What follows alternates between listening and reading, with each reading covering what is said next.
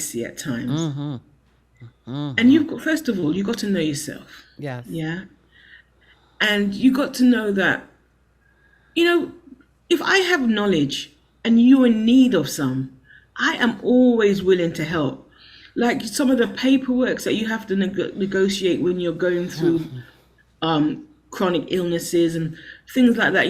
Just something that I know, I will always share. I was always pass on to the next person because it may seem small to me, Mm-hmm. but that may be the thing that would just lift that person's day Mm-hmm. or help them out with something that was causing them a problem.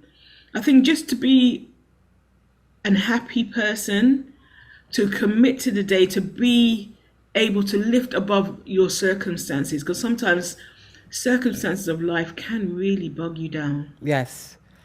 And you've got to be able to just know, like, encouraging yourself is not a problem. Because when the buck stops, you know yourself when others don't know you.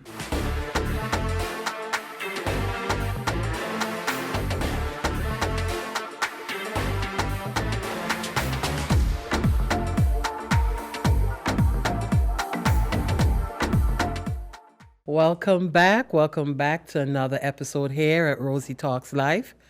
Can I just say a huge thank you again to everyone out there who has been following, um, giving me great advice, uh, guiding along the way, investing their time. Thank you. Thank you. I can't say that enough. Without you, this little show will not chug along. And I am excited to say that I'm actually looking forward to season two, which I have people that have approached me already to be on season two. So that's kind of cool. Thank you again. Thank you. So, as always, I like to drop a little nugget here and there before the show starts. And this one is a little more serious anyway for me anyway. I know it's for everyone, actually. I really want to kind of hone in for a moment about mental health. I've mentioned it quite a few times before, but this past week, I want to say I've heard about at least four people who unfortunately um, took their own lives. And seemingly happy, well balanced people who had families and people around them. First of all, being of Caribbean descent, I know it's difficult for some of us to understand and fathom that we can stand in the middle of a crowd and still be alone and have anxiety and fears, and also fearful to let other people know that we are suffering. This has to change in our society. I know it's not going to flip a full page overnight, but it's so important for us to recognize that many of us on a day to day basis suffer silently. And we suffer silently because even to the people closest to us, we don't want to feel judged. People look at people who are seemingly successful, happy, well balanced, and think they have it all. And they have no clue what goes on behind the eyes. You know, anxiety, depression, fear, sometimes imposter syndrome. I mean, I could go on and on and on. Guilt for whatever reason, childhood traumas. I could go on and on. Live on in our core. And many times we somehow must learn to get past it and get to the other side. Some of these things have also been transferred down by generations as well. And the burden, it's too heavy for us to bear. I want to say to those who are now left to grieve, please don't necessarily beat up yourself because these things are internal to the person that this has happened to. Sometimes there are signs that we miss. It is important to sometimes research, the signs of depression or anxiety, or even listen to little cues that somebody may say in passing that you might go, that's weird, and not really follow up with it. It is also important to check in with those people who seemingly have it all. Those people who seemingly have it all sometimes are the ones that need the biggest help across the river because they're negotiating what stone. I'm thinking of a conversation I was having with my cousin. What smooth stone on that river that won't kill them if they're going to put their feet there. Do not judge people. Be kind to people. Check in on people. Do some research for yourself about where the roots of anxiety, fear, depression that can lead to suicide come from. Let us become a society of why would they do that? They had it all. To I wonder what we missed. Or am I not seeing it in someone else? Compassion. Research these things. Understand these things. Learn to expand your mind past what you could conceive. Again, to the families, to the many families, and other people who have gone through it and, are left to pick up the aftermath, my heart goes out to you. Seek counseling, seek therapy. There are many people and organizations out there that can assist. But to a society on a whole, let's try kindness. Let's try grace. Let's try checking in on one another. Okay, I'm going to be back with a guest from London. I'm really excited to have her. Next up, I'm going to have Florence Morgan on Rosie Talks Life.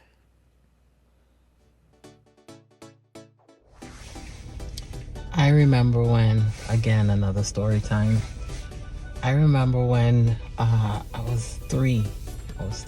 Can't remember. My daddy always talking about it, but I do remember the incident where my father had a friend that came to visit him.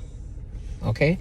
And my father had to go somewhere in the house to get something that he was going to give to his friend.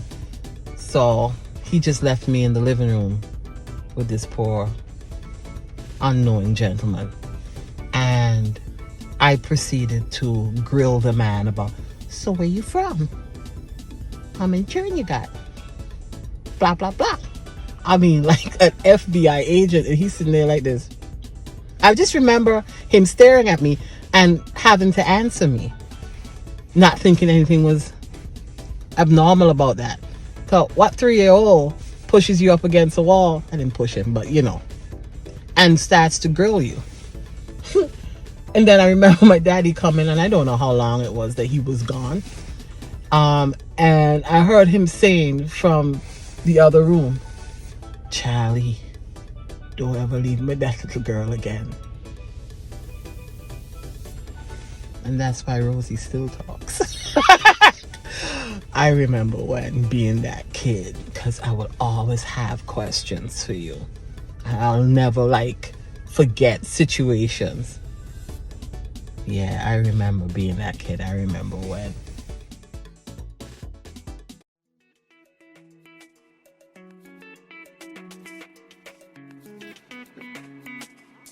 Where's the pepper sauce?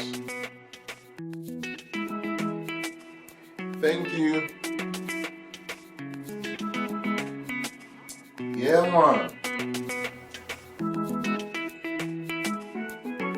Hall's pepper sauce. No other heat will do.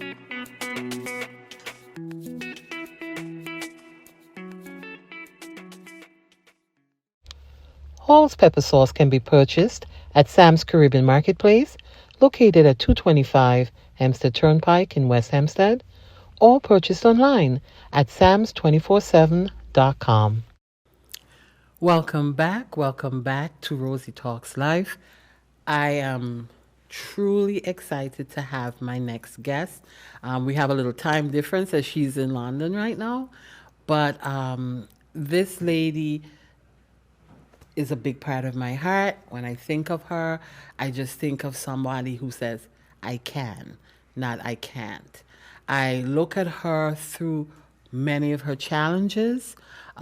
She is someone who's positive and very just pleasant and inclusive demeanor, pulls people into her, even when her life sometimes is chaotic. And I only happen to know about that because we are very close.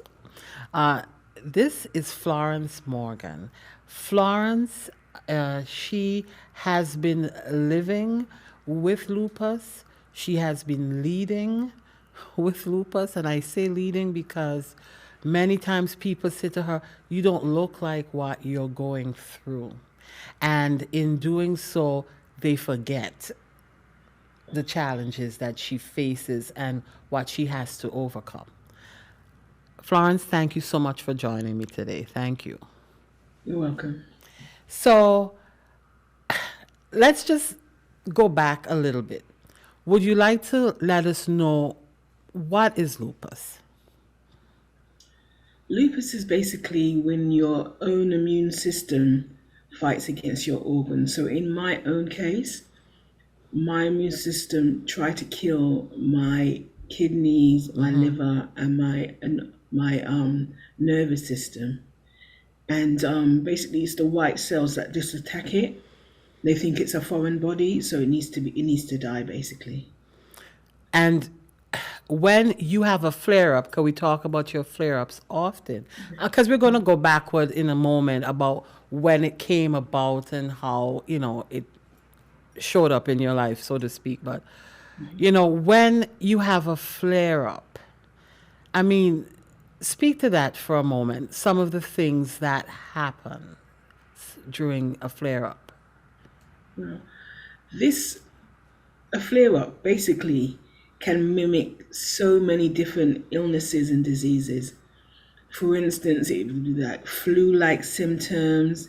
It could be like joint achy, painy body, just headaches. So sometimes I'm not even too aware of the actual flare until it's gone quite far in. That's true. That's true. You know, having a relationship with you and over the years, it really has educated me in terms of the different symptoms. Or if you say, I feel something, and it might be slight to someone, but then we know, like, it might be something like, my toe is hurting me. And that's like an indicator of something to come. So you're almost like on guard in terms of what's going on. Let's go backwards, as I mentioned. When were you diagnosed with lupus? I was initially diagnosed in the autumn, so the fall of 1999. Oh, okay. What actually happened to me was that I had starting to really have a really bad feeling within myself, as in I was having pains in my body. There was in my lower back kidney area, Okay. which I wasn't aware of. My kidneys were failing, and slowly by slowly, I was being basically poisoned. Didn't realize. Do you think it was triggered maybe after having a child? Have you heard that other people have had lupus come on after childbirth? Yeah, I have heard that, but I don't think that that's actually my scenario. Oh, I okay. think what happened with me, I was going for a treatment of an underactive thyroid. Oh, So I was given radioactive iodine therapy. oh, And once that had kicked in, that is where my trouble started. wow. So initially, as life goes on, we learn more and more about these things. But initially, I'm wondering, how much did they know about lupus back then in 1999, opposed to now? I think they were pretty much advanced. They were doing well. There's hospitals in my area that specialized in the treatment of lupus patients, and they were doing a lot for them. They were giving them a lot of medication that wasn't being given, and spending time and doing research. I've also been involved with a lot of research for future treatments for patients to come. So I Wow. think it's really important. Yeah. Oh, absolutely. I mean, because without research, we'll remain stagnant. You wouldn't know, right, what That's right. else you can be doing. You know, someone to talk now as a friend. I swear to you, I admire you so much because I see how much you do, not only within your social life, but you're active in your church, you're active with your family, friends, your grandchildren. Could you imagine you? Who's grandmother? Anyway, but you really are immersed. You travel extensively. You do a lot of things, but in doing all of those things, people forget that That's you are right. indeed sometimes in dire pain. Like you're inflamed, your joints, you sometimes even have to wear crutches. Uh, and I will share a story in a little bit about us at the beach, but that's a whole nother story. In New York, I was like, whoa. But speak to the fact that a lot of people are really ignorant to the reality of what you go through, and people like yourself. A lot of people really don't take me, they take me at face value. Right. And as you had said before, I thank God that I don't look like what I've been through. People don't, they will just poo-poo when you tell them, oh, I have lupus. So what does that actually mean? Right. Until they do the research themselves and they realize that, you know, it's a serious illness. It can Very. actually take people's lives. And I don't take it for granted. I think I'm one of the blessed people on this earth because I'm able to navigate day by day. I wake up in the morning, I put my feet on the ground, and I start from there. There are definitely days when I cannot do that. So I don't take it for granted. And then sometimes people may even want to push you and go, "Oh, come on, you could do this," but they're not realizing, right? Yes, I get that all the time because people think I'm exaggerating. I'm sure you can do it. You try. Why don't you try? But sometimes they're just no go. You just have to sit still. We were one summer here in New York, and we decided, and that was really a big flag and wake up for me. For in your case, we said, "Oh, we're gonna go to the beach," and you say, "I need a hat," and you had sunscreen, but you wore a long sleeve dress. You had a blanket and a towel, a hat. You're in a chair under, I think, maybe an umbrella, something. And I'm going, good Lord, why are we here? But it's because you have what? Heat I'm sensitive. Yeah, photosensitivity. It's really, really bad. If I'm exposed to too much UVA, it will burn through the layers of my skin. And later down in the evening, when once the sun has gone down, I then actually feel the burn coming back through the layers of the skin. I And even witnessed you just having your arm as you drove in the window and it coming through the light. You had that severe reaction where you were, deeply itch. Well, you know what I'm saying. It was a lot. hives, literally. Yes, yes, yes, yes. Talk to me about other, well, like your butterfly. Talk about that. I'm Okay, just trying to. right. There's a mark that comes on my skin. It's one of the first indicators, to be honest, is when across my nose and around my cheeks. Right. In some places, they call it a butterfly mark, or they call it the wolf mark. We'll show a picture Bas- in this segment of what it looks like. Yeah, go Okay. ahead. And basically, those are classic indications that the lupus is in the skin and it's active. Wow. Wow. Yeah. Uh, is it something that goes away after a while or it stays for a length of period? It really depends on how deep the reaction is or the flare up is. Because I think minimum it may be around is 2 to 4 weeks, depending on how deep it's gone into the skin, the layers of the skin. But as you can see, this is my skin. This is my skin at its best at the Yes, moment. yes. And at times, literally, my skin tone is not too far off from what my blouse is. Right. And it's It like you changes can that see much. it. Yes, yes, yes. Yeah. So like when you travel to warmer countries, are you concerned for your sensitivity to heat as well? Very. How do you prevent any sort of Well, I've got to, with everything I do, even here in England, when the sun is not really shining, have to make sure I have my 50 factor plus sunscreen. I have a UV umbrella, which basically blocks the sunlight. I wear hats. I literally don't try and sit in direct sun. Even just being in it for a few minutes can be really, I can suffer later down in the day. with lupus, is it something that can be hereditary, you think? Well, they say it may be, but there's nobody else in my family that has this. Right. But now, would there be testing that can be done, let's say, for your granddaughters? Well, I believe they can be, because those are the things that they are working on as far as research is concerned, to see if it's something that could be hereditary. But my way of thinking about it is Yes. that I wouldn't even go looking for it to say, as in to say to doctors, I have this in my family. Please, could you see if it's in my bloodline? I wouldn't do that because I don't want them to then not look at me properly. It's like, for instance, saying you have diabetes or high blood pressure. I wouldn't like to tell them that as an off start, because then they wouldn't look at me, my blood work, and all the things that come to do with me. They would just say, "Oh, since it's in your family, then more than likely you have it." Gotcha, gotcha, gotcha. All right, that's fair enough.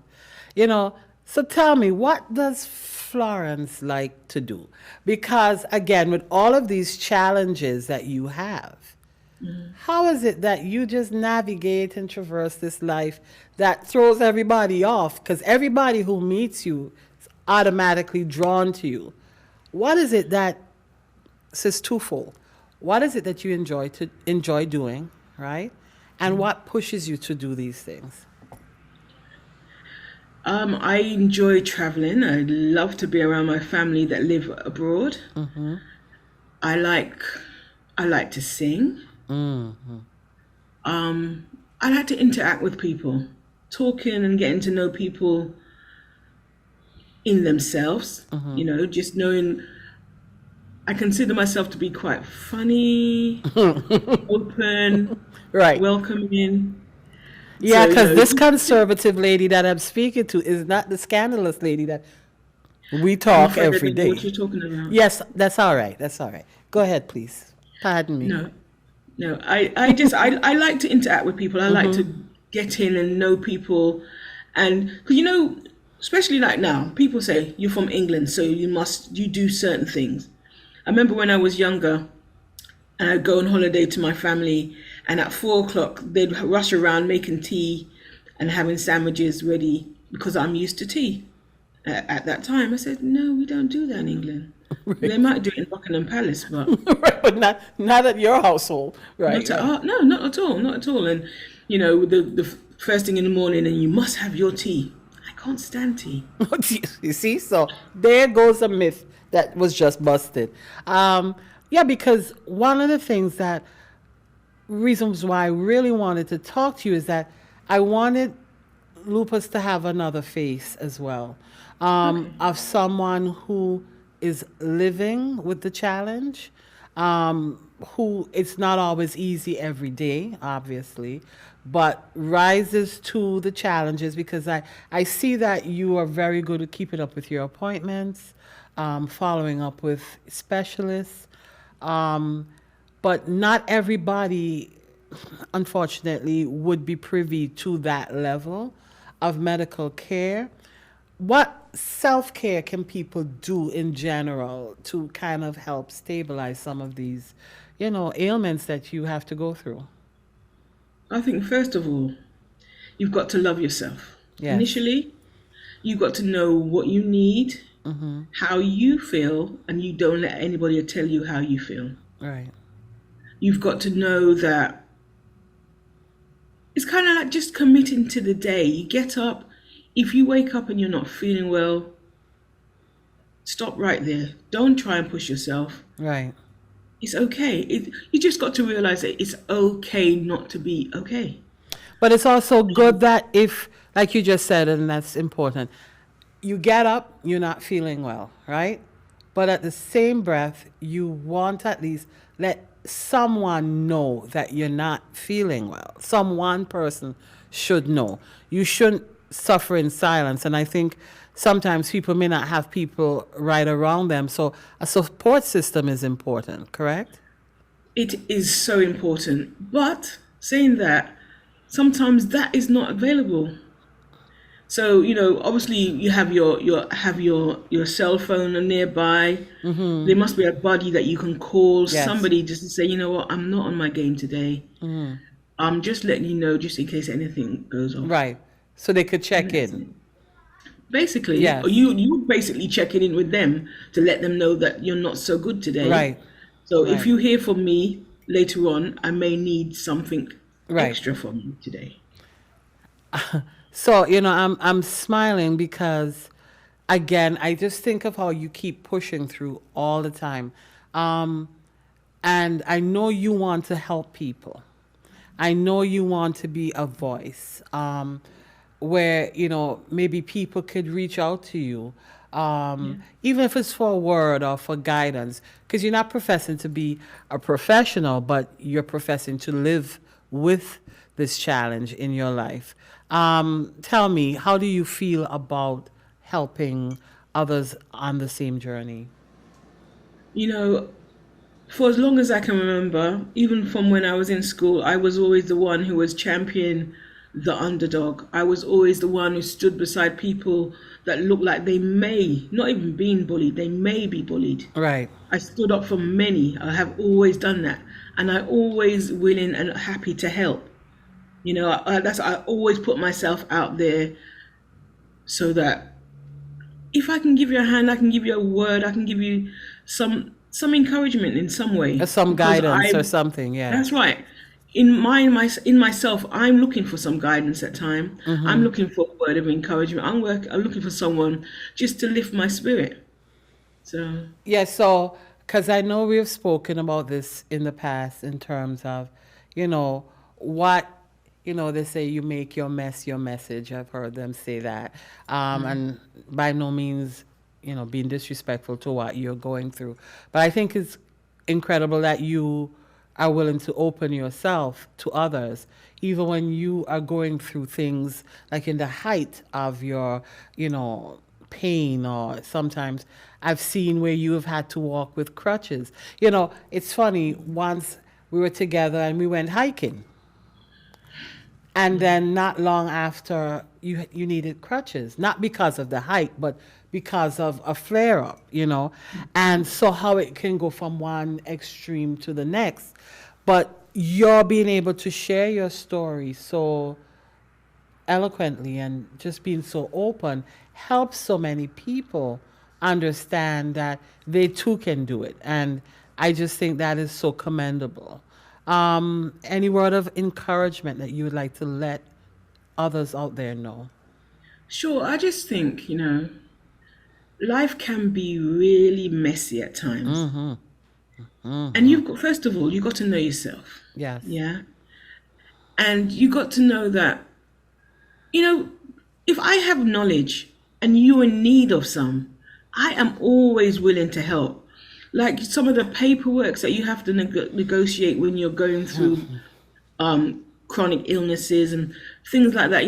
Just something that I know, I will always share. I was always pass on to the next person. Because it may seem small to me, but that may be the thing that would just lift that person's day, or help them out with something that was causing them a problem. I think just to be an happy person, to commit to the day, to be able to lift above your circumstances, because sometimes circumstances of life can really bog you down. Yes. And you've got to be able to just know, like, encouraging yourself is not a problem. Because when the buck stops, you know yourself when others don't know you. And that So, ties in, sorry, that yes. ties in also with healthcare providers. We could have geniuses who are our healthcare providers, but they don't have the bedside manner.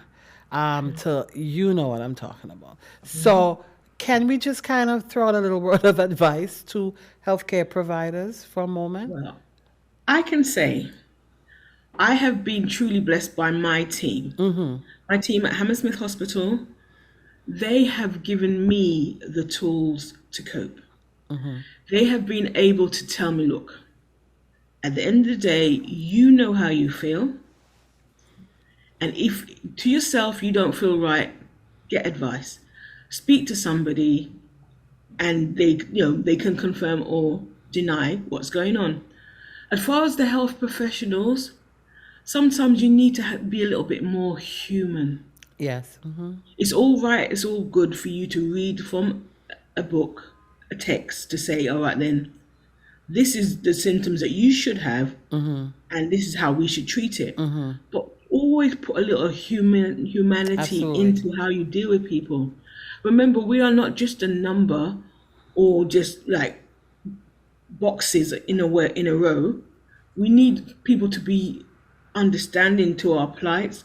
Sometimes we're just basically frightened because we don't understand what's going Absolutely. on. Absolutely. So we need the reassurance. We need you to speak to us like we are somebody. Yes. Don't withhold the respect because people need to know that they are A being hundred respected. percent. 100%. Yeah. I agree with you because it's so overwhelming. I mean, and you've been going through it for years, but it still is overwhelming sometimes. And you just need that milk of human kindness. That's right. I'm going to be wrapping up shortly, but I just really wanted, to have this conversation in terms of how you navigate this challenge and this life.